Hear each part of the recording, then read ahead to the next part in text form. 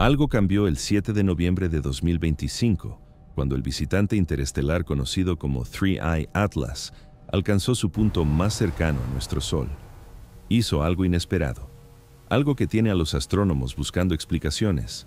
Y lo que están descubriendo ahora está haciendo que algunos científicos se planteen preguntas que pensaban que nunca tendrían que hacer. No se trata de otro cometa que atraviesa nuestro sistema solar. Se trata de un objeto que ha estado viajando a través de la oscuridad entre las estrellas durante miles de millones de años. Un objeto que no debería comportarse como lo está haciendo, y cuantos más datos recopilamos, más extraño se vuelve todo. Déjenme contarles lo que está sucediendo en este momento, porque lo que ha ocurrido en los últimos días ha cambiado todo lo que creíamos saber sobre este visitante. Cuando 3I Atlas se acercó al perihelio, su punto más cercano al Sol, ocurrió algo inesperado. Los astrónomos esperaban que el cometa se iluminara gradualmente a medida que la radiación solar vaporizara su superficie helada. El comportamiento estándar de un cometa. Lo hemos visto cientos de veces, pero 3I Atlas no siguió el guión. En lugar del brillo previsto de magnitud 14,78, las observaciones del telescopio óptico nórdico registraron una magnitud de 15,04 el 29 de octubre, un 26% más tenue de lo esperado. La desviación estándar del brillo de los cometas a esta distancia es del 8% como máximo. Este objeto se desvió en un factor de 3,25. ¿Por qué? Pocos días después, ocurrió algo aún más inusual.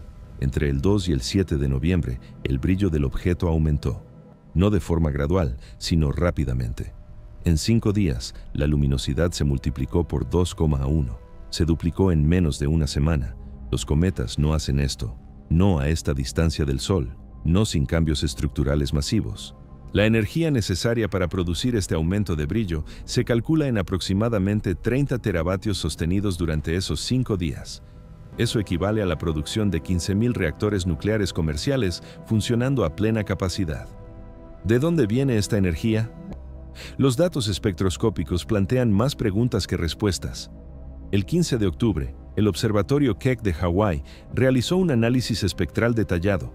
Detectaron carbono diatómico a 385 nanómetros, radical de cianuro a 388 nanómetros, dióxido de carbono a 2,7 micrómetros, vapor de agua a 3 micrómetros.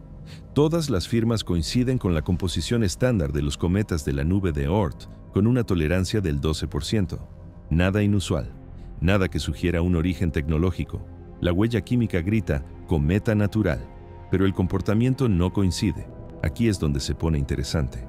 El 3 de noviembre, la espectroscopia de seguimiento del Observatorio Europeo Austral detectó algo inesperado: un desplazamiento al azul en las bandas de emisión de C2.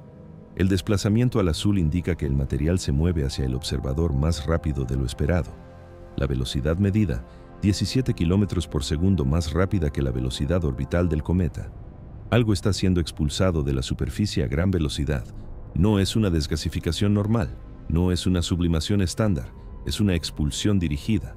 Las moléculas de C2 son compuestos de carbono que se encuentran típicamente en los cometas, sí, pero se mueven de forma incorrecta, se mueven demasiado rápido, y se mueven siguiendo un patrón que no coincide con la liberación aleatoria de gas. Las mediciones de vapor de agua cuentan una historia aún más extraña. El 15 de septiembre, las mediciones mostraron una tasa de producción de agua de aproximadamente 1,4 veces 10 a la 28 moléculas por segundo. Lo normal para un cometa de este tamaño a esa distancia. Un mes después, el 15 de octubre, 5,7 veces 10 a la 28 moléculas por segundo. Eso supone un aumento de 40 veces en 30 días, 40 veces más vapor de agua. Para contextualizar, cuando el cometa Hale-Bopp se acercó al perihelio en 1997, su producción de agua aumentó 6 veces en un periodo de tiempo similar. El 3I Atlas aumentó 40 veces. Eso es casi 7 veces más que el cometa más activo que hemos observado jamás. ¿Qué ha cambiado? Pero quizás la observación más desconcertante es lo que falta.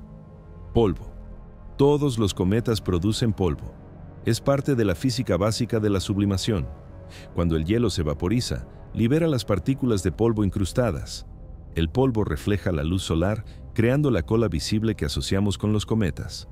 El Atlas de tres ojos debería producir grandes cantidades de polvo dada su producción de vapor de agua. En cambio, la relación polvo-gas medida es de 0,1. Los cometas típicos tienen una relación polvo-gas de 1,0. Este objeto produce 10 veces menos polvo de lo esperado. El único caso comparable es el del cometa 96P Machholz, que también presentaba un déficit de polvo. Pero ni siquiera Machholz mostró nunca este extremo. La falta de polvo crea una paradoja de visibilidad. El objeto debería ser más brillante debido a la enorme producción de gas. Debería ser más tenue debido a la falta de polvo reflectante. Estos efectos se cancelan parcialmente, pero el resultado neto es una variación de brillo que no debería ser posible según los modelos cometarios estándar. Algo en la composición o estructura de este objeto es fundamentalmente diferente. La pregunta es, ¿diferente de forma natural o diferente de forma artificial? Hablemos un momento de la trayectoria. El 3I Atlas entró en nuestro sistema solar con una trayectoria hiperbólica con una excentricidad de 1,17. Eso es prueba de su origen interestelar. No hay discusión al respecto. Velocidad en el perihelio, 68 km por segundo. Esos son 209.000 km por hora. Esto supera la velocidad de escape del sistema solar en un factor de 1,42. El objeto no puede ser capturado. Se marchará para siempre. La máxima aproximación a la Tierra se producirá el 19 de diciembre, a 267 millones de kilómetros. A modo de referencia, la Tierra orbita a 150 millones de kilómetros del Sol. El objeto nunca se acercará más de 1,78 veces la distancia entre la Tierra y el Sol. A pesar de ello, los medios de comunicación lo describen como dirigiéndose a toda velocidad hacia la Tierra y en posible trayectoria de colisión. Ninguna de estas afirmaciones es precisa, pero generan interés. Sin embargo, la trayectoria hace algo inusual. El 16 de marzo de 2026, el objeto pasa por Júpiter a 54 millones de kilómetros. El 3 de noviembre pasó por Marte a 97 millones de kilómetros. El 5 de octubre pasará por Venus a 89 millones de kilómetros. 3 planetas principales, 3 aproximaciones cercanas, con 6 meses de diferencia. Avi Loeb, astrónomo de Harvard, sugirió que estos acercamientos podrían ser estratégicos, que una sonda inteligente podría aprovechar estas oportunidades para desplegar artilugios sin revelar su presencia. ¿Es esto una especulación? Sí. ¿Es científicamente riguroso? Es discutible. Pero examinemos la probabilidad. La probabilidad de que un objeto interestelar aleatorio entre en el sistema solar y realice 3 sobrevuelos planetarios dentro de un factor de 2 de estas distancias específicas, aproximadamente el 11%, 1 de cada 9. No es imposible, ni siquiera improbable. El sistema solar recibe entre 10 y 20 objetos interestelares al año, según las estimaciones. La mayoría son demasiado tenues para detectarlos. El número esperado que muestra un patrón de aproximación similar, 1 o 2 al año. Por lo tanto, el Atlas de tres ojos no es estadísticamente anómalo en términos de trayectoria. Es típico. Pero la combinación de una trayectoria inusual y un comportamiento inusual crea un patrón que exige una explicación. Ahora es cuando las cosas se complican, no con la ciencia, sino con la información. El 28 de octubre apareció un video en YouTube titulado «La NASA lo confirma». 3I Atlas muestra características de diseño inteligente. El video acumuló 1,2 millones de visitas en 18 horas. Afirmaba que la NASA había detectado señales de radio a intervalos de números primos procedentes del objeto. Afirmaba que las variaciones de brillo coincidían con la secuencia de Fibonacci. Afirmaba que los datos espectroscópicos revelaban proporciones isotópicas antinaturales. Las 3 afirmaciones son falsas. No existe tal dato en ningún informe de la NASA. El video utilizaba imágenes manipuladas de telescopios reales mezcladas con imágenes generadas por ordenador. El creador, cuenta anónima creada el 14 de septiembre de 2025, 2 semanas antes de la subida del video. La cuenta no publicó nada antes ni después. Esto es característico de una campaña de desinformación coordinada. La NASA publicó una corrección el 30 de octubre. La corrección llegó a aproximadamente 230.000 personas. La falsedad original llegó a 1,2 millones. Proporción 5,2 a 1 a favor de la falsificación sobre la corrección. ¿Por qué la información falsa supera a la corrección en una proporción de 5 a 1? porque la corrección requiere un escepticismo activo y un comportamiento de verificación de los hechos. La ficción solo requiere un visionado pasivo. La atención humana se establece por defecto en modo pasivo. El vídeo falso satisfacía el requisito de visionado pasivo. La corrección exigía una verificación activa. En la competencia entre el procesamiento pasivo y activo de la información, el pasivo gana el 78% de las veces, según una investigación de psicología de los medios de comunicación de Stanford, publicada en 2023. Pero el contenido fabricado tiene consecuencias reales. Establece una base falsa para las expectativas del público. Ahora, 1,2 millones de personas tienen una imagen mental de lo que representa 3i Atlas, basada en pruebas fabricadas. Cuando los datos reales contradicen esta base, surge la disonancia cognitiva. Los datos reales se rechazan por ser incompatibles con lo que todo el mundo sabe. Esta inversión, en la que la ficción se convierte en el estándar de autenticación y la realidad se vuelve sospechosa, no es teórica, es medible. Las encuestas realizadas entre el 1 y el 3 de noviembre muestran que el 41% de los adultos estadounidenses cree que 3i Atlas presenta características inusuales que no son típicas de los cometas. Cuando se les pide que especifiquen las características, las respuestas más comunes hacen referencia directa a las afirmaciones de los vídeos falsos. La narrativa falsa ha alterado permanentemente la percepción del público, a pesar de no tener ninguna base científica. Mientras tanto, el trabajo científico real continúa. Entre el 15 de octubre y el 5 de noviembre se publicaron 17 artículos revisados por pares que analizaban 3i Atlas. Temas: análisis de la trayectoria, composición espectroscópica, dinámica del polvo, modelización del origen, análisis comparativo con Oumuamua y Borisov. Número total de autores: 143 investigadores de 31 instituciones de 14 países. Conclusión unánime: cometa interestelar natural. Nivel de confianza: 99,8%. El 0,2% restante de incertidumbre se debe a la cobertura incompleta de los datos, no a la evidencia de tecnología. Ningún artículo sugiere un origen tecnológico. Sin embargo, el debate público trata ambas posibilidades como igualmente válidas.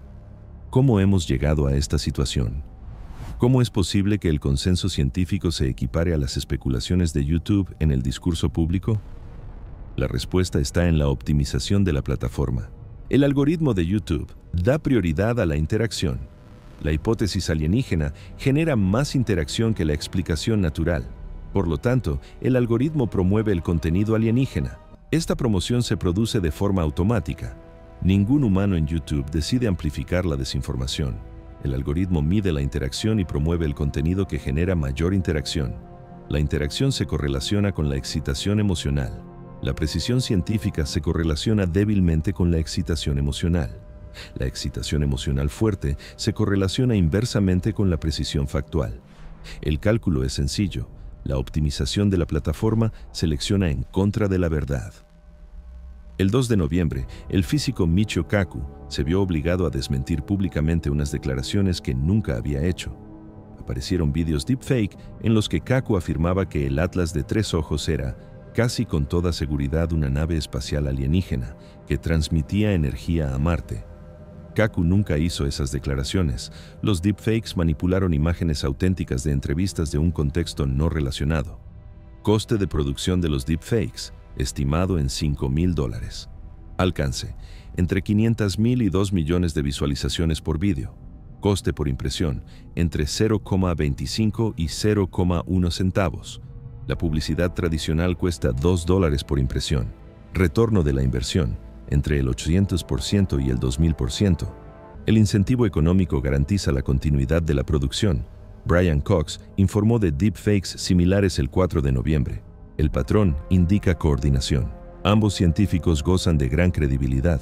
Ambos se han opuesto públicamente a las especulaciones sobre sondas alienígenas. Atacarlos socava la autoridad científica. Crea confusión sobre lo que realmente creen los científicos. La confusión paraliza la toma de decisiones informadas. Se trata de una metodología clásica de guerra de información. No es nueva.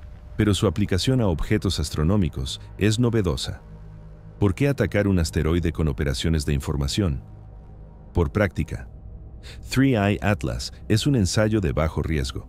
Las técnicas desarrolladas aquí se aplicarán a ámbitos de alto riesgo: elecciones, pandemias, sistemas financieros, operaciones militares. La infraestructura para el colapso de la verdad se está sometiendo a pruebas de estrés en un cometa inofensivo.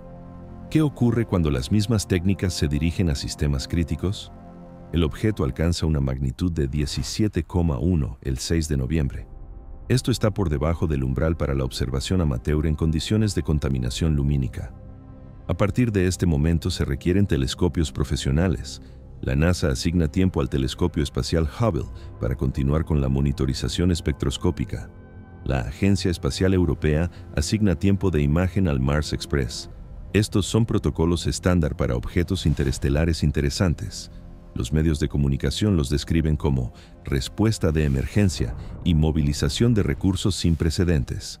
Ambas caracterizaciones son falsas, pero se difunden sin corregir porque la corrección requiere conocimientos técnicos sobre los procedimientos de asignación de recursos, conocimientos que posee aproximadamente el 0,02% de la población.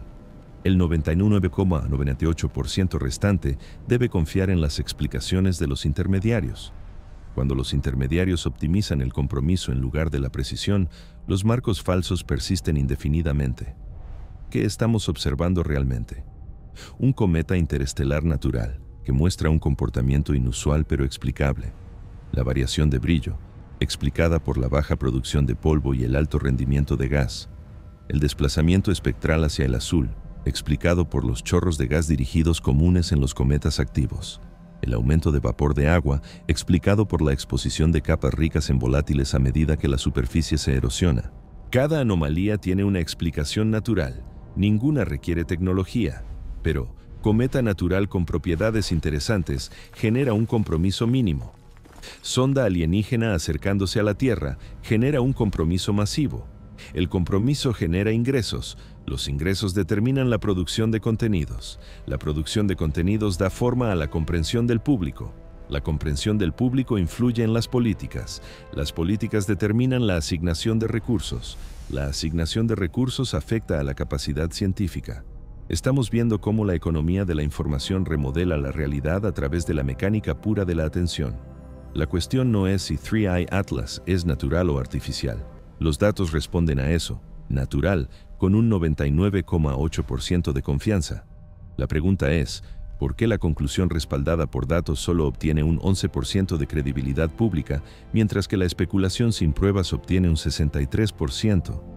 ¿Qué nos dice esta proporción sobre la salud de la infraestructura de la información? Y si la infraestructura no puede establecer un consenso sobre un objeto astronómico de baja importancia, ¿cómo funcionará durante una crisis de alta importancia? Estas preguntas tienen respuestas. Las respuestas son preocupantes. Examinemos lo que revelan. La historia del Atlas de tres ojos no comienza en 2025. Comienza hace miles de millones de años, en un sistema solar que nunca veremos. Los modelos informáticos sugieren que el objeto se formó alrededor de una estrella lejana hace aproximadamente 7.500 millones de años. Eso es casi el doble de la edad de la Tierra. Para contextualizar, cuando se formó este objeto, nuestro sistema solar aún no existía. El Sol no se encendería hasta dentro de 3.000 millones de años. La vida en la Tierra no surgiría hasta 4.000 millones de años después. Este cometa ha estado viajando por el vacío cósmico más tiempo del que lleva existiendo la vida compleja en nuestro sistema solar. Piénsalo por un momento. La superficie del 3I Atlas cuenta la historia de ese viaje. Los rayos cósmicos, partículas de alta energía que se mueven a una velocidad cercana a la de la luz, bombardean todo lo que hay en el espacio interestelar. A lo largo de miles de millones de años, esta radiación altera fundamentalmente la química de la superficie. Crea lo que los científicos llaman una corteza de irradiación. Se estima que esta corteza tiene entre 15 y 20 metros de profundidad en 3I Atlas. Eso es el grosor de un edificio de 6 pisos. A modo de comparación, los cometas típicos del sistema solar no tienen esa corteza porque no han estado expuestos a la radiación cósmica durante el tiempo suficiente. Han estado protegidos dentro de la nube de Oort o el cinturón de Kuiper. 3I Atlas no tenía esa protección. Viajó desnudo a través del espacio interestelar, acumulando daños y formando esta antigua capa. Cuando el cometa entró en nuestro sistema solar en julio de 2025, esta corteza irradiada comenzó a sublimarse. Las capas externas se evaporaron, revelando el hielo prístino que había debajo, hielo que no había visto la luz del sol en miles de millones de años. Por eso aumentó tan drásticamente la producción de vapor de agua. No estábamos viendo una desgasificación normal. Estábamos presenciando la exposición de material que ha estado congelado desde antes de los dinosaurios, antes de los continentes, antes de que el oxígeno llenara la atmósfera terrestre. ¿El aumento de 40 veces en el vapor de agua? Es hielo antiguo de otro sistema estelar que entra en contacto por primera vez con nuestro Sol. Esto es extraordinario. No tiene precedentes, pero ¿es inexplicable? No. Encaja en los modelos naturales de cometas, solo que en el extremo del comportamiento observado. Pero hay algo que preocupa a algunos científicos. El momento, la secuencia de acontecimientos sugiere algo casi coordinado. 23 de octubre, el brillo cae un 26% por debajo de lo previsto. 29 de octubre, paso por el perihelio. 3 de noviembre, se detecta un desplazamiento espectral hacia el azul. 7 de noviembre, aumento del brillo en un factor de 2,1. Estos acontecimientos se produjeron en una secuencia específica y a intervalos específicos. ¿Es esto aleatorio? Sí, probablemente. Los cometas son sistemas complejos. El calentamiento de la superficie es desigual. Las bolsas volátiles se subliman a diferentes velocidades. Los chorros se activan y desactivan en función de la exposición solar y la presión interna. Todo ello crea patrones temporales complejos, patrones que pueden parecer aleatorios incluso cuando no lo son. Se trata de un caso clásico de pareidolia, ver patrones donde no los hay. Nuestro cerebro ha evolucionado para detectar patrones, los detecta de forma tan agresiva que encuentra patrones incluso en el ruido. Los científicos están entrenados para resistirse a ello, pero incluso ellos sienten la atracción. La doctora Elena Petrov, de la Universidad de Arizona, estudia la dinámica de los cometas. El 5 de noviembre publicó un memorándum interno que luego se filtró a los medios de comunicación, en el que afirmaba que le preocupaba la coherencia de las variaciones de brillo. Sus palabras exactas fueron: "Los cambios no son aleatorios, hay una estructura. No puedo explicarlo con los modelos estándar de desgasificación". Este memorándum desencadenó intensas especulaciones. ¿Está Petrov viendo una anomalía genuina? ¿O está experimentando un sesgo de detección de patrones? Sus colegas están divididos. Algunos apoyan su valoración, otros sugieren que está sobreinterpretando el ruido. El proceso científico se está desarrollando públicamente.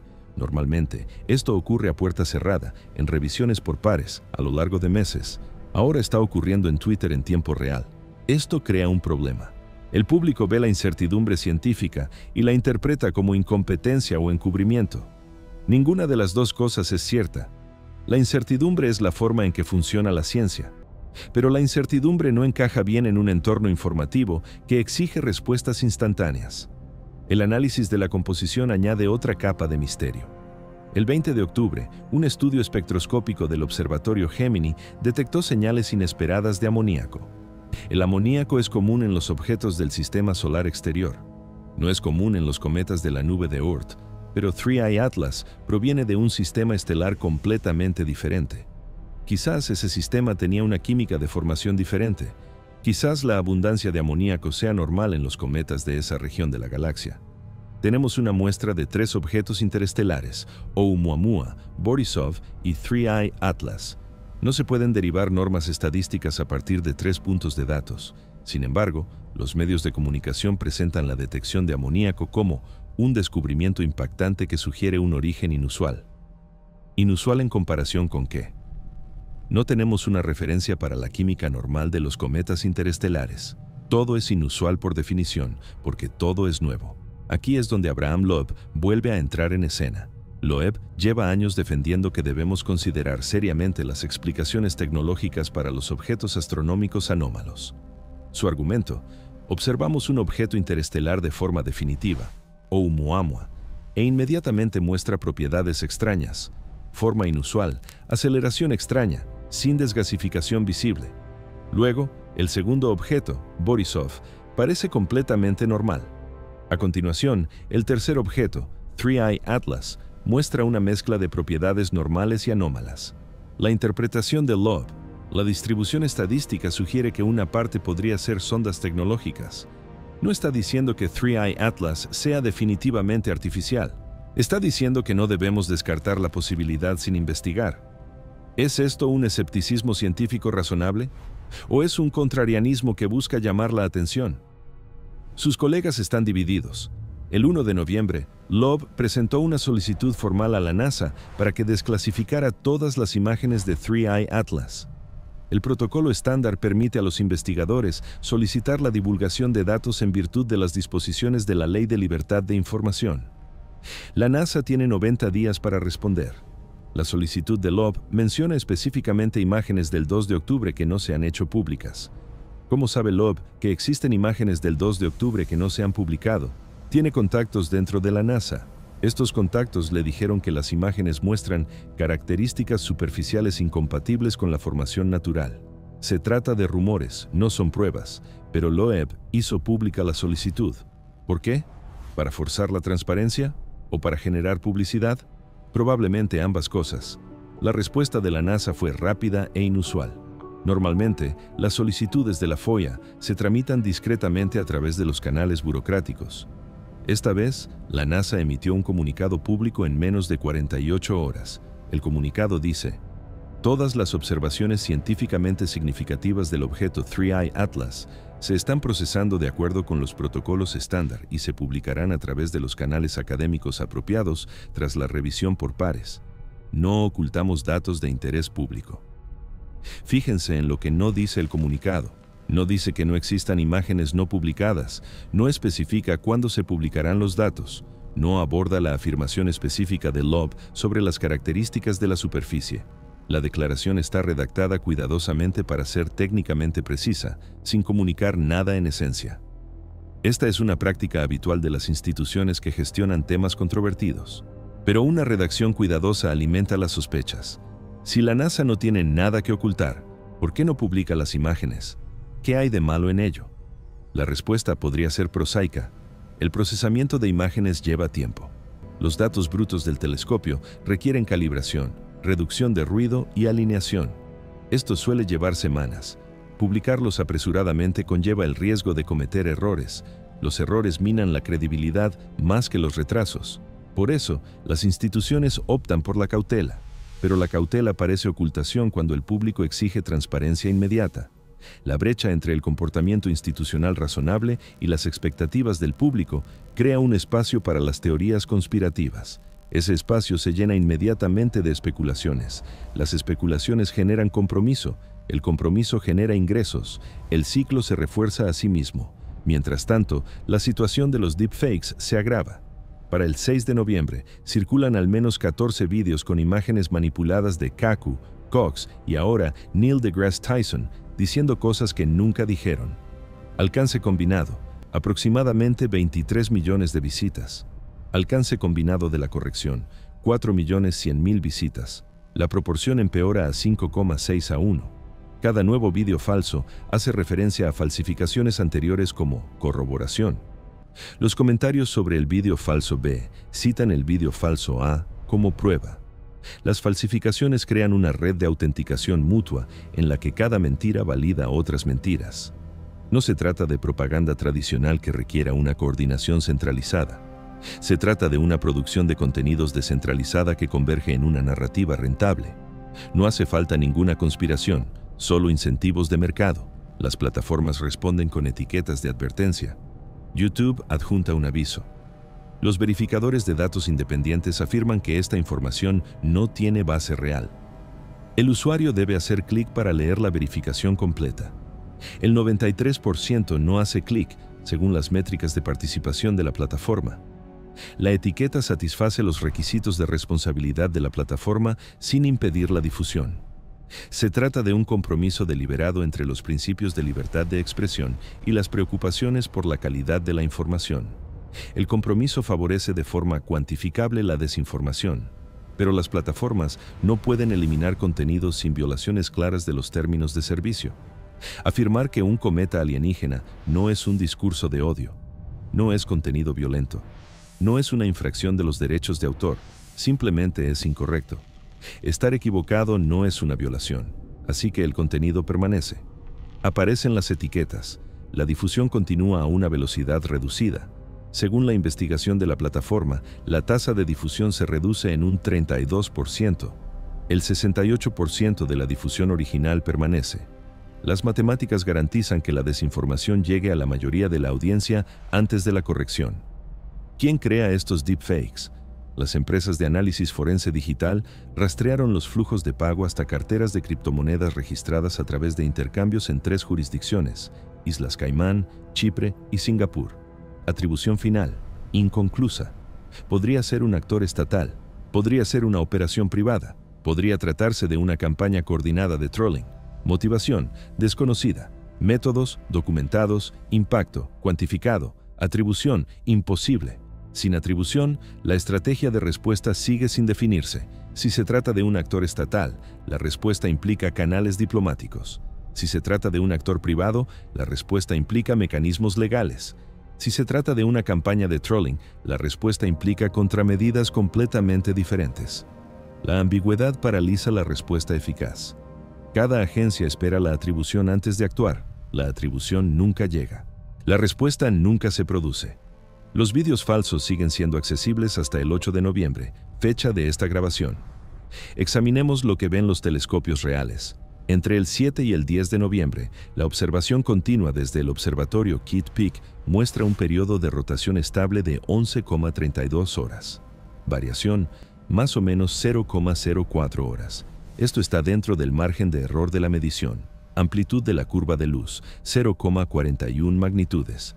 Esto indica una forma alargada con una relación de aspecto de aproximadamente 1,7 a 1.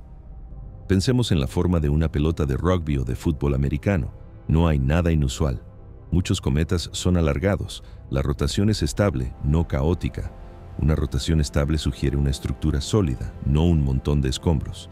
Pero esto por sí solo no nos dice nada sobre su origen. Los cometas naturales pueden ser sólidos. Las sondas artificiales tendrían que ser sólidas. La observación es coherente con ambas hipótesis. La ciencia no puede discriminar entre ellas basándose únicamente en la forma y la rotación.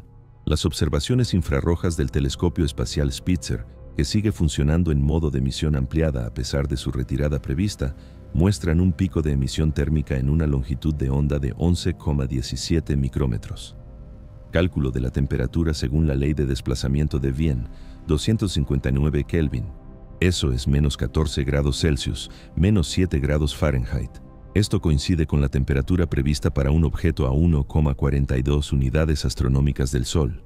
No se detectan anomalías térmicas, no hay puntos calientes, no hay fuentes de calor inexplicables. Si el objeto contiene tecnología activa, dicha tecnología está perfectamente aislada o no genera calor residual. Ambas posibilidades existen, pero requieren explicaciones cada vez más complejas. La navaja de Occam sugiere una explicación más sencilla. El objeto es natural, por lo que no genera calor artificial.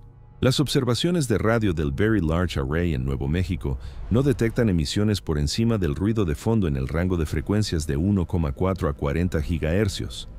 Sensibilidad: 10 a la menos 26 vatios por metro cuadrado por hercio. Eso es suficiente para detectar la señal de un teléfono móvil a la distancia de Júpiter. No se detectan señales. Si 3i Atlas está transmitiendo, o bien utiliza frecuencias fuera del rango monitorizado, o bien la potencia de transmisión está por debajo del umbral de detección, o bien no está transmitiendo. Las dos primeras posibilidades requieren suponer que existe tecnología, pero que se oculta cuidadosamente. La tercera posibilidad no requiere suposiciones. ¿Cuál es más probable? El patrón se vuelve claro. Todas las mediciones que podrían revelar un origen tecnológico revelan, en cambio, características naturales de los cometas. Química: natural. Firma térmica: natural. Emisión de radio: ausente. Rotación: natural. Trayectoria: natural, con aproximaciones planetarias inusuales pero estadísticamente esperadas. Variación de brillo: explicable por la baja producción de polvo y las erupciones volátiles. ¿En qué momento las pruebas negativas acumuladas constituyen una prueba de origen natural? La lógica estricta dice que nunca. La ausencia de pruebas no es prueba de ausencia, pero la epistemología práctica dice: Cuando la explicación natural no requiere ninguna suposición y la explicación tecnológica requiere docenas de suposiciones cada vez más elaboradas, la explicación natural gana. Sin embargo, el debate público trata ambas posibilidades como igualmente probables. ¿Por qué? Porque la ciencia institucional ha cedido el espacio informativo a las plataformas de entretenimiento. YouTube se ha convertido en el principal canal de comunicación científica para la mayoría de los estadounidenses menores de 40 años. Una encuesta de Pew Research de septiembre de 2025 muestra que el 67% de los adultos menores de 40 años obtienen las noticias científicas principalmente de las redes sociales. Los intermediarios tradicionales, periodistas científicos, oficinas de prensa universitarias, televisión educativa, han perdido cuota de mercado. Siguen produciendo contenidos. Los contenidos son de alta calidad, pero la calidad no equivale al alcance. Un vídeo de YouTube sin experiencia y con un alto nivel de participación supera a un análisis revisado por pares con un bajo nivel de participación. Siempre, sin excepción. Los científicos que producen datos reales se enfrentan a una situación imposible. El equipo de astronomía de la Universidad de Hawái publicó un análisis fotométrico exhaustivo el 7 de noviembre. El artículo documenta 6 semanas de observación continua, periodo de rotación, análisis de la curva de luz, dependencia del ángulo de fase, estimación de la rugosidad de la superficie. El análisis representa aproximadamente 240 horas persona de trabajo de expertos. La revisión por pares requiere 2 semanas, plazo total, 8 semanas. Durante esas mismas 8 semanas, se publicaron aproximadamente 1.200 vídeos en YouTube que afirmaban el origen extraterrestre. Tiempo medio de producción, 3 horas persona por vídeo. La diferencia de calidad es obvia. Sin embargo, la diferencia de atención favorece a YouTube en un factor de 32. El contenido de alto esfuerzo recibe poca atención. El contenido de bajo esfuerzo recibe mucha atención. Esta proporción invierte la función de producción de conocimiento. Si los productores no reciben la atención suficiente para justificar su esfuerzo, la producción disminuye. ¿Es esto lo que está ocurriendo? Los datos del mercado laboral académico muestran una disminución del 23% en los puestos de comunicación pública entre 2020 y 2025. Los canales de YouTube dedicados a la comunicación científica aumentaron un 412% en el mismo periodo. La producción de conocimiento está migrando de fuentes acreditadas a fuentes no acreditadas. El control de calidad está desapareciendo. El Dr. James Richardson, de Cornell, estudia la composición de los cometas. Ha estado observando el Atlas de 3 ojos desde su descubrimiento. El 9 de noviembre, desactivó su cuenta de Twitter después de recibir aproximadamente 8,000 mensajes en los que se le acusaba de formar parte del encubrimiento o de cobrar por mentir. El correo electrónico de su universidad superó la capacidad de filtrado. Recibió llamadas telefónicas en la oficina. Alguien publicó su dirección particular en un foro animando a los ciudadanos a exigir respuestas. Esto es acoso. Es la consecuencia de la comunicación científica pública en el entorno informativo actual. No existía durante Oumuamua. Ahora sí existe. La escalada es cuantificable. Las métricas de polarización de la plataforma muestran un aumento del 37% en la agrupación basada en creencias entre 2017 y 2025.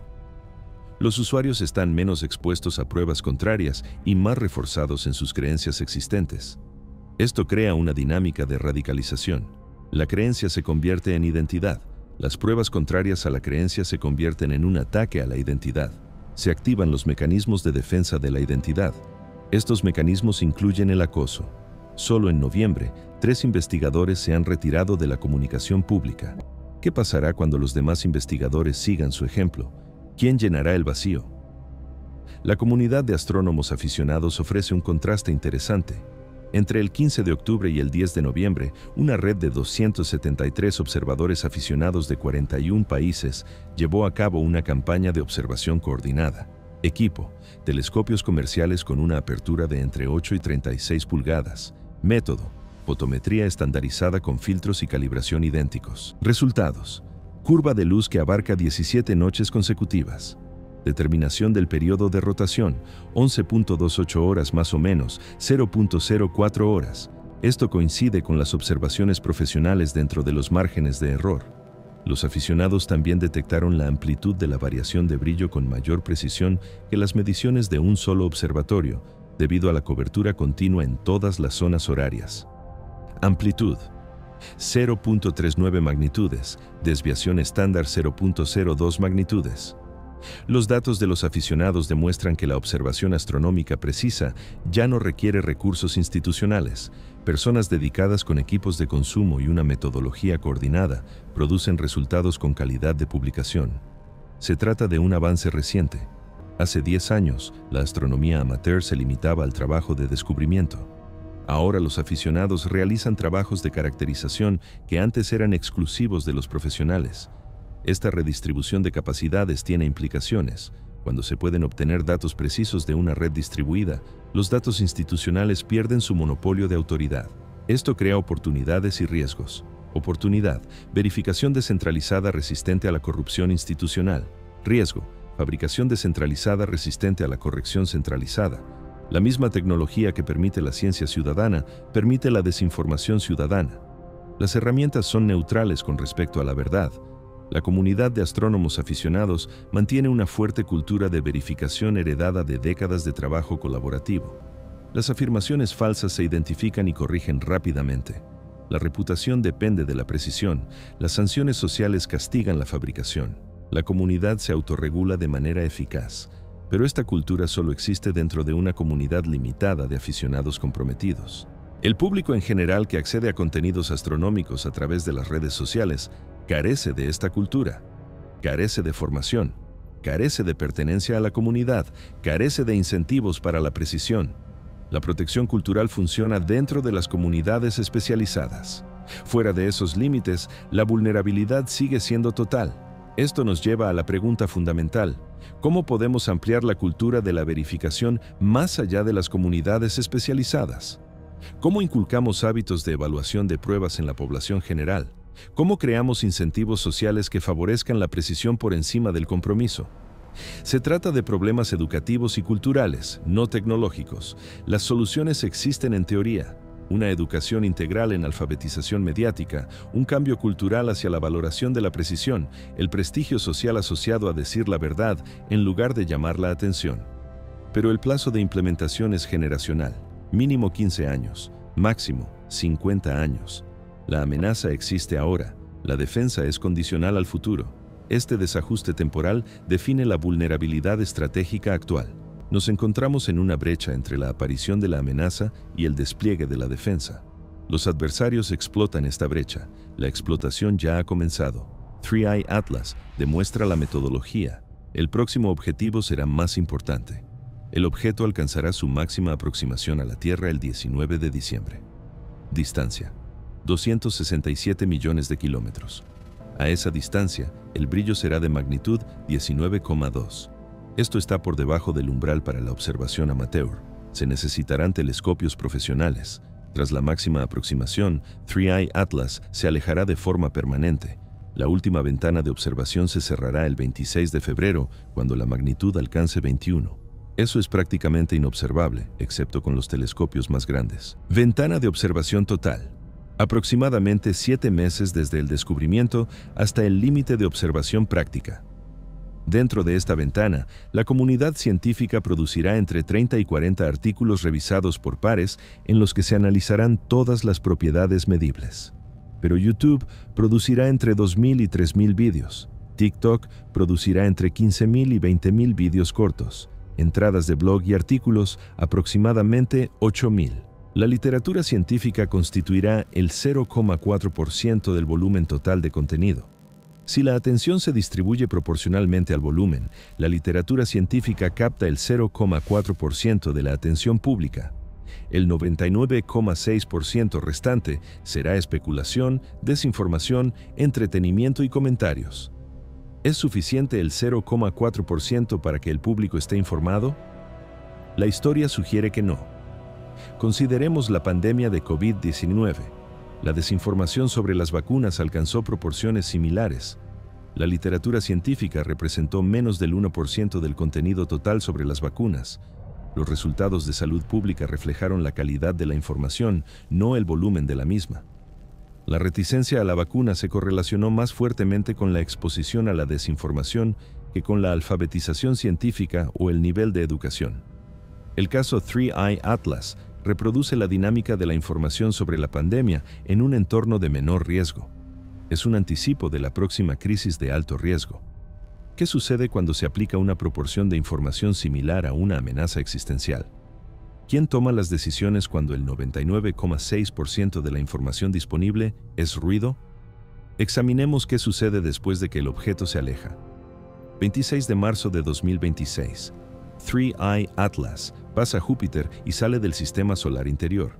Las observaciones profesionales cesan.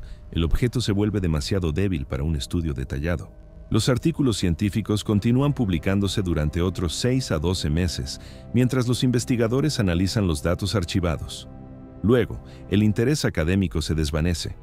El cometa se convierte en una nota al pie de página histórica en los catálogos astronómicos. Pero los vídeos de YouTube no desaparecen. Siguen siendo accesibles de forma indefinida. El contenido archivado genera ingresos pasivos a través de las visualizaciones. Dentro de unos años, las personas que busquen cometa interestelar encontrarán estos vídeos. La narrativa falsa se convierte en un elemento permanente del entorno informativo.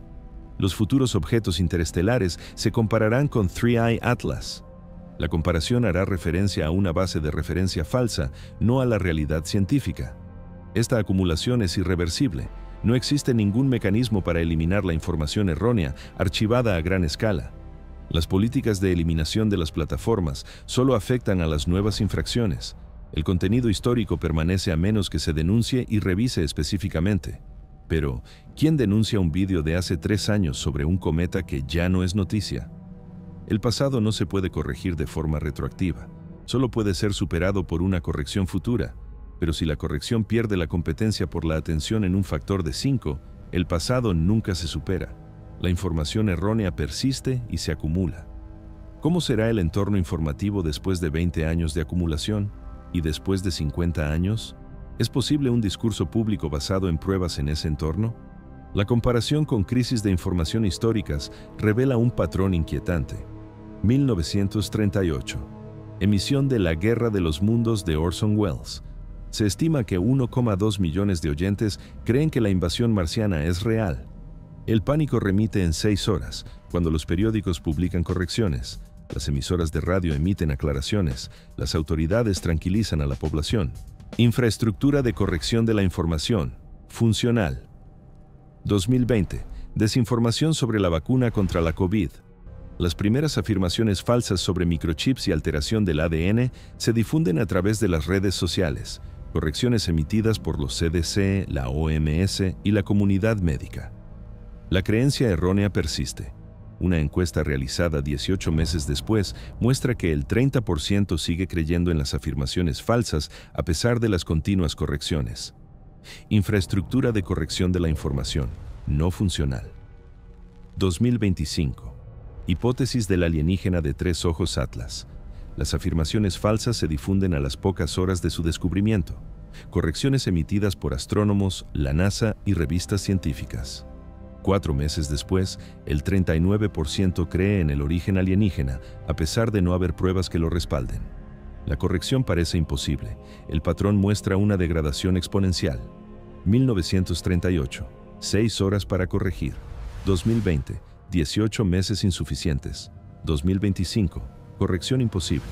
El tiempo de corrección aumenta. La tasa de finalización de la corrección disminuye. La extrapolación matemática sugiere que la capacidad de corrección se aproxima a 0 en 2035. Esto supone que la trayectoria actual continúa. ¿Qué alteraría la trayectoria? Ninguna intervención propuesta actualmente muestra eficacia a la escala requerida. Existen programas educativos en 41 estados. La percepción errónea de 3i Atlas no muestra correlación con la implementación de la alfabetización mediática estatal según los datos de las encuestas geográficas. La intervención educativa ha fracasado. ¿Regulación de las plataformas? Se ha propuesto legislación, pero no se ha promulgado. Las empresas tecnológicas se oponen a la regulación alegando preocupaciones sobre la libertad de expresión y la restricción de la innovación. No se pueden formar coaliciones políticas en torno a una política técnica compleja. La atención pública es insuficiente para forzar la acción. Los incentivos económicos siguen sin estar alineados. Las plataformas se benefician del compromiso. El compromiso requiere conflicto. El conflicto requiere disputas sin resolver. La resolución pone fin al compromiso. La resolución reduce los ingresos. La estructura impide activamente la resolución. 3i Atlas se convierte en una controversia permanente. El objeto es temporal. La controversia es permanente. Consideremos el papel de los científicos acreditados en esta dinámica. La estrategia de Abraham Loeb: posicionarse como un outsider del establishment a pesar de sus máximas credenciales como insider. Cita de una entrevista de octubre. La corriente dominante suele estar dominada por el pensamiento grupal y a mí me gusta cuestionar la corriente dominante. Este posicionamiento apela al sentimiento antisistema, genera participación, ventas de libros, honorarios por conferencias, apariciones en los medios de comunicación, pero socava la autoridad científica institucional mientras se beneficia de las credenciales institucionales. Loeb utiliza la credibilidad de Harvard para cuestionar el consenso de Harvard, la señal al público. El consenso científico no es fiable. Si el director del departamento cuestiona a sus compañeros, ¿por qué deberían los no expertos confiar en el consenso? La estrategia alternativa de Brian Cox: enfatizar el consenso y las pruebas. Cita de la entrevista de noviembre.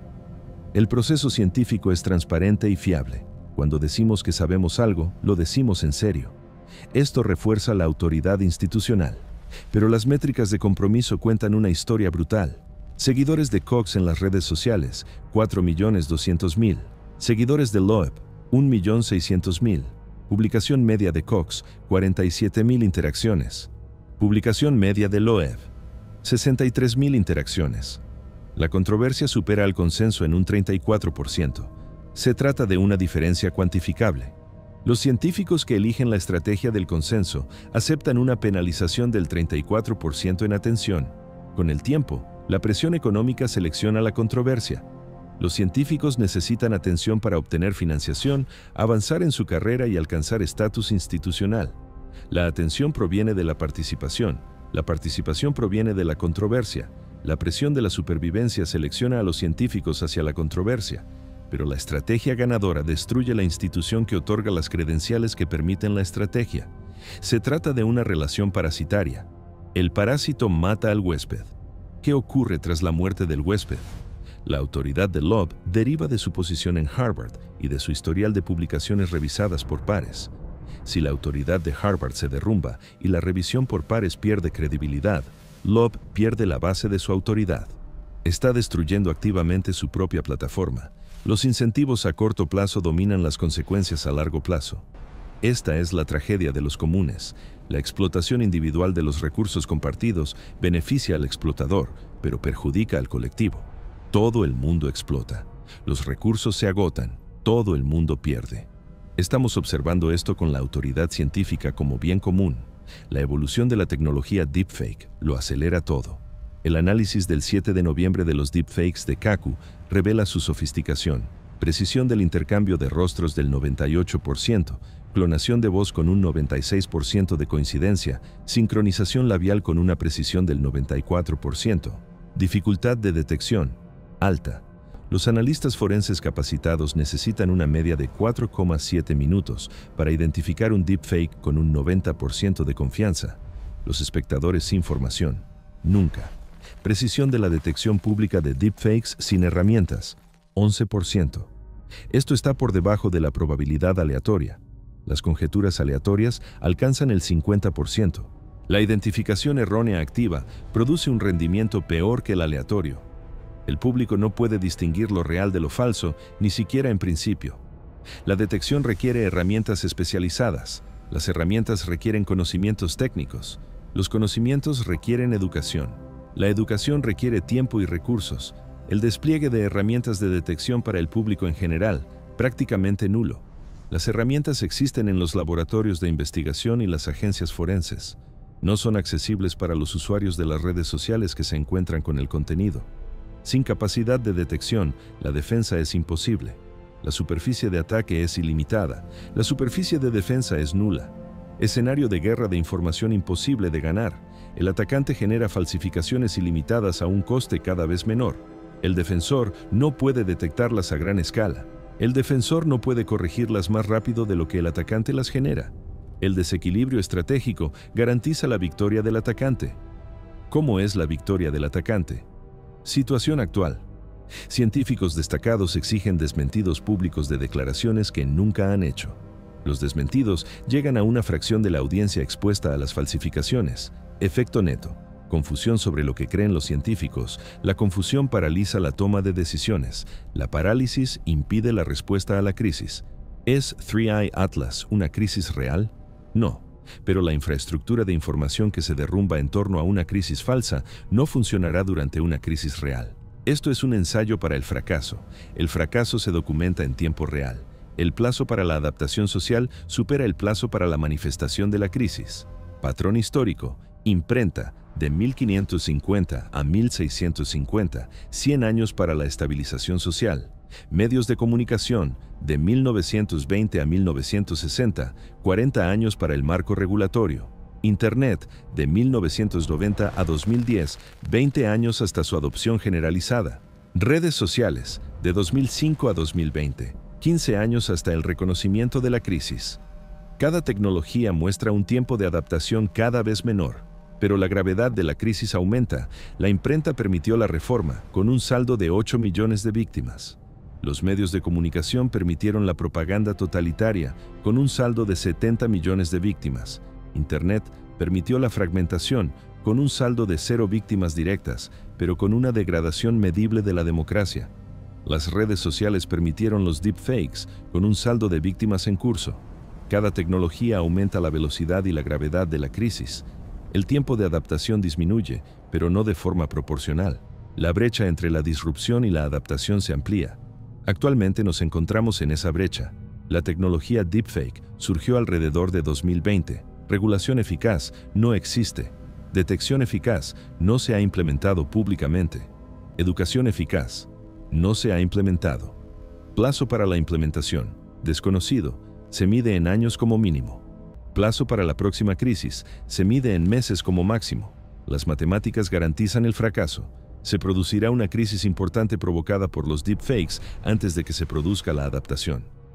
3i Atlas es un pequeño anticipo.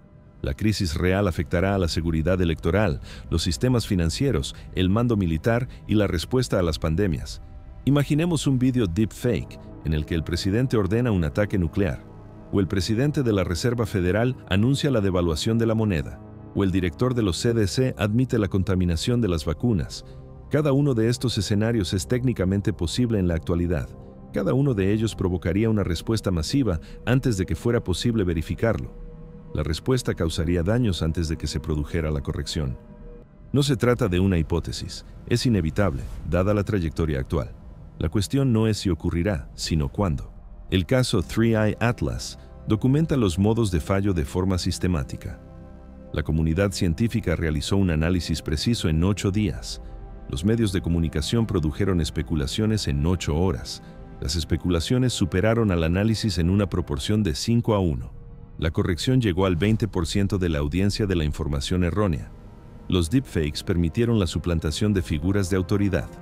La estructura de la plataforma impidió la eliminación efectiva de contenidos. Los incentivos económicos favorecieron la desinformación. El marco legal no proporcionó ningún elemento disuasorio. El sistema educativo no proporcionó ninguna preparación. La confianza del público disminuyó en todo momento. Todos los componentes fallaron simultáneamente. Se trata de un fallo sistémico. Un fallo a nivel del sistema requiere una respuesta a nivel del sistema. Las intervenciones a nivel de los componentes no tendrán éxito.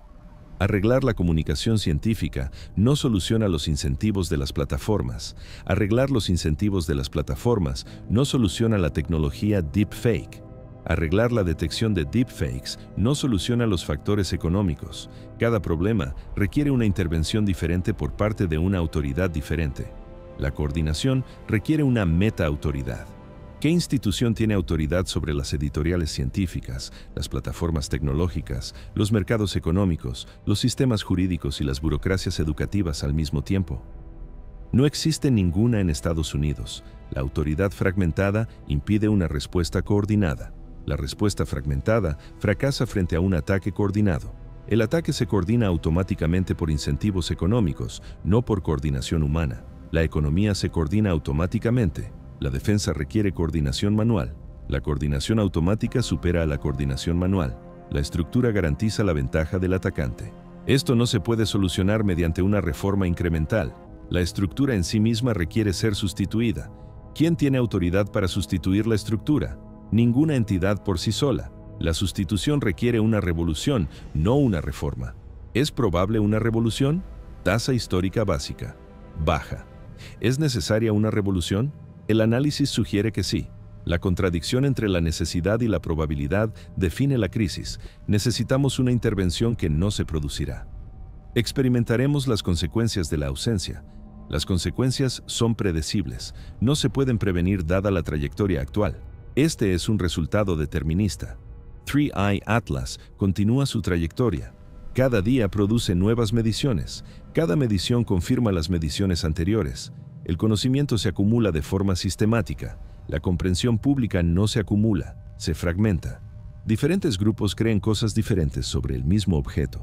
Las creencias son incompatibles, no pueden ser todas ciertas, pero coexisten en el discurso público. Se trata de una crisis epistémica.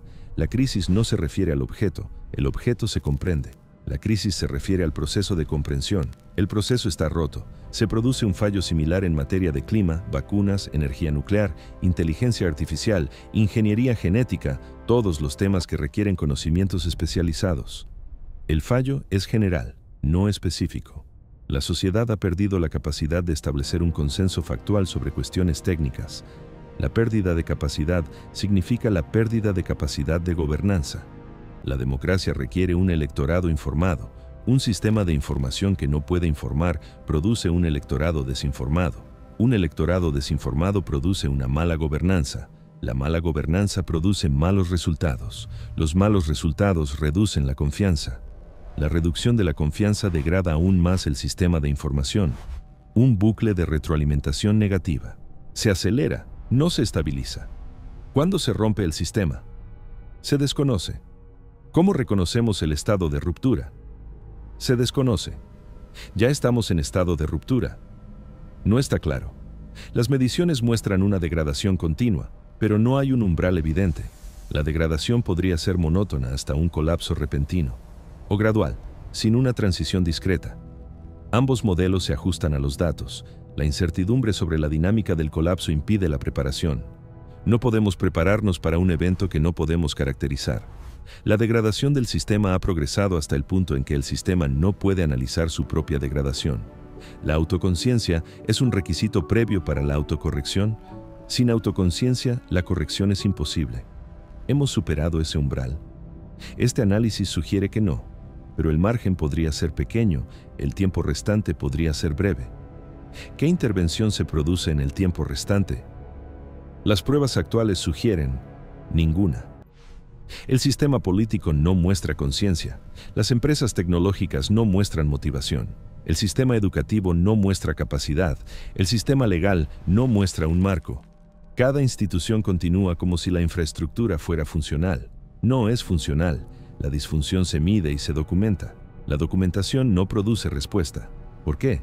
Porque la información sobre el fallo del sistema de información circula a través del sistema de información fallido. El problema impide su propia solución. Se trata de una trampa recursiva. Para escapar se requiere una intervención externa. ¿Qué constituye lo externo cuando el sistema abarca todo el entorno de la información? No existe una respuesta clara. Quizás no exista ninguna. Quizás la trampa sea ineludible. Quizás documentemos el colapso mientras lo experimentamos. El Atlas de tres ojos se convierte en una nota al pie en una documentación más amplia sobre el fallo de la infraestructura de la información. El objeto es un cometa natural. La controversia es fabricada, pero la controversia fabricada tiene consecuencias reales. Las consecuencias se acumulan, se vuelven irreversibles, las medimos en tiempo real. Se acerca el 19 de diciembre. El cometa se acerca al máximo. Los telescopios siguen su posición con precisión. La trayectoria coincide con las predicciones con una precisión del 0,3%. Velocidad constante. Rotación estable. Brillo disminuye como era de esperar al aumentar la distancia solar. Todos los parámetros confirman su origen natural. Todas las mediciones respaldan el consenso científico. Los datos son claros. La conclusión es inevitable. El Atlas de 3 ojos es exactamente lo que los astrónomos dijeron que era desde el principio. Un cometa interestelar, un antiguo visitante de un sistema estelar lejano, un objeto natural que sigue las leyes de la gravedad.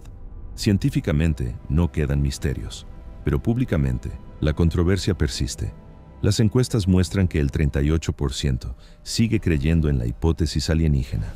El 43% cree en la explicación natural. El 19% no está seguro. La resolución científica no ha producido una resolución pública. Tras su partida, la falsa narrativa perdurará más que el objeto. Los vídeos seguirán circulando. Los creyentes seguirán convencidos. La controversia se convertirá en parte permanente de la memoria colectiva, no como una cuestión resuelta, sino como un misterio sin resolver.